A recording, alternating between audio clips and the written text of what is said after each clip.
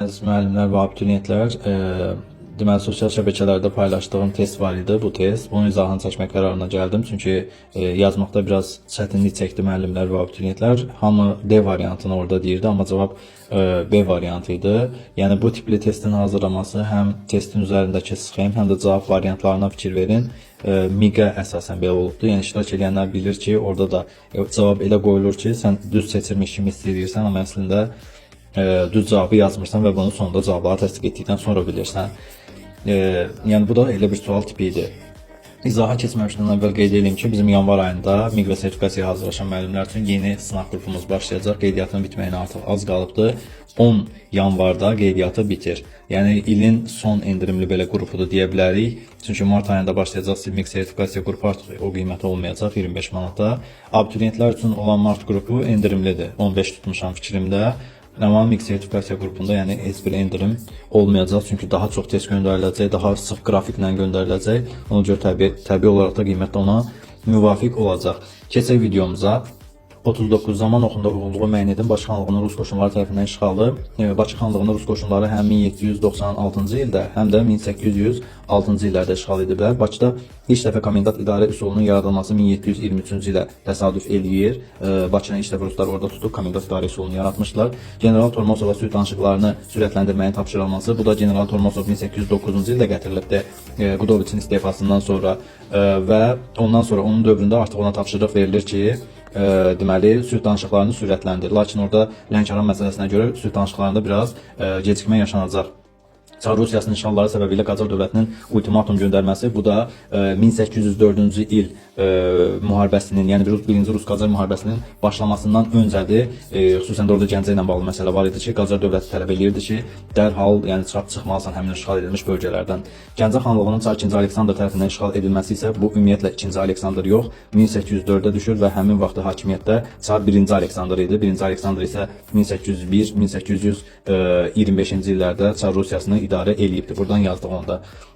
İndi isə sualın bizdən nə istədiyini müəyyən eləyək. Sual 2 dənə bizə tarixi hadisəni verir zaman oxunda. Rusiyanın Qacarlara ilk dəfə müharibə elan etməsini və Şəki ərazisinə ilk erməni dəstələrinin köçürülməsini. Şəki, birinci bunu deyək. Rusiya Qacarlara ilk dəfə müharibəni 1804-də elan eləməyib. Ən çox çaşdırılan məqam testi yazanda buydu. 1796-da birinci müharibəni elan edibdi. İki tərəfli müharibə kimi sayılmırdı. Daha çox Rusiyanın Qafqaza müdaxiləsi kimi qiymətləndirilir. Yəni orada qarşılıqlı Qacarlarla bir-biri ilə aktiv müharibə getmir. Və zaten də tezliklə də Rus qoşunları geri çəkiləcək bu. Amma həmin hissədə yazılır ki, faktiki olaraq, rəsmi olaraq Ruslar Qacarlara müharibə elan etmişdi 1796-da. Şəki ərazisinə ilk erməni dəstələrinin köçürülməsi isə 1806-ya təsadüf eləyir ki, orada üsyan olur. Ondan sonra orada Xoylu, deməli Xoy xanını ora təyin edirlər. Həmin xanın dövründə erməni dəstələri, həm erməni, həm Azərbaycan deməli əhalisinin ora köçürülməsi qeyd olunur Şəki ərazisinə. Bu da 1806-dır. Deməli bizə 1796-dan hadisə lazımdır 1-də, ondan sonra hadisə 2-də və sonra onların arasındakı hadisə Şəki ərazisi və 3 ondan sonra 1806-dan sonra olmalıdır. Burada da baxırıq 1806-dan sonra bir dənə variant var və 3-ə C cavabını müəyyən edirik. Çünki bundan sonra başqa hadisə yoxdur. 3-ə C cavabını qoyanda bu iki variantı çıxardırıq öncəliklə. 1796-dan əvvəl olmuş hadisələrə baxırıq. Bu da B variantıdır. 1723-ə düşür ki, hansı ki, hər kəs B və D olaraq bunu işarələmişdi. Yəni ultimatumu daha öncə götürürdülər. Halbuki ultimatum 1796-dan sonradır. Deməli B ilə D-nin olduğunu çıxardacağıq. Digər variantda çıxardırıq. 1-ə B-ni götürürük. Buradan yazırıq. 1-ə də B. Və son olaraq 2-yə də baxırıq.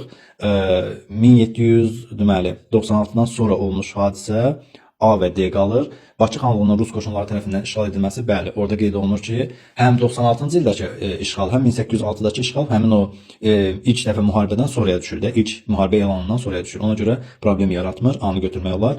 D. Çar Rusiyasının işğalları səbəbilə Qacar dövlətinə ultimatum göndərməsi də yenə 1796-dan sonra, yəni 1804-də düşür. Bunu da 1796 ilə 1806-nın arasında götürmək mümkündür. Bax, bu hissədə götürmək mümkündür. A, D olacaq ona görə də cavabımız. B variantı olur. Sadəcə Y variantını istifadə eləmədik. Qalan bütün variantları istifadə elədik. Son izahı bu formadaydı. İzlədiyinizə görə təşəkkürlər.